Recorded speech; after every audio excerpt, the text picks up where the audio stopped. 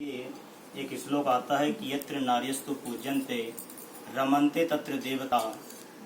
महर्षि दयानंद इसकी व्याख्या करते हुए लिखते हैं कि जिन घरों में नारियों का सम्मान होता है, आदर होता है, और कई घरों में कह दिया जाता है कि बेटा बहू का गुलाम हो गया है, वास्तव में बेटा बहू का गुलाम कभी नहीं हुआ करता। ये तो उस माता के ही संस्कार होते हैं उस बच्चे के अंदर कि वो माँ सिखाती है अपने बच्चे को कि कैसे नारियों को आपको सम्मान करना है। तो वास्तव में अगर आप ऊंचाइयों को पाना चाहते हैं तो आप एक दूसरों के अधिकारों को, चाहे आपके पति के हैं चाहे पत्नी के हैं, जो समान अधिकारों को जो बराबर दर्जा देता है, वास्तव में उन घरों में कभी क्लेश नहीं हुआ करता। और जहाँ पर ये सोच करके बैठ जाते हैं मनमुटाव करके कि मैं जो कार्य कर रहा हूँ इससे परिवार चल रहा है।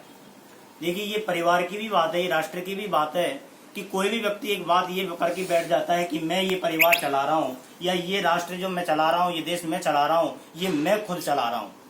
तो यहाँ पर हम बहुत बड़ी गलती कर रहे होते हैं। ऐसे ही परिवार के अंदर है, पत्नी ये मन करके बैठ जाए कि ये जो परिवार चला रही हूँ वो मैं चला रही हूँ, मैं इतना सारा काम करती हूँ तो मैं सारा परिवार चला रही हूँ, और पति ये सोचे कि मैं सारी कमाई ला करके देता हूँ, मैं इस परिवार को चला रहा हूँ। तो वास्तव में वहाँ पर कलह हुआ करता है, वहाँ क्लेश हुआ करता है। और जहाँ पर परस्पर आपस में अगर प्यार अगर रखना है तो वहाँ पर समान अधिकार हमको प्राप्त करना पड़ता है।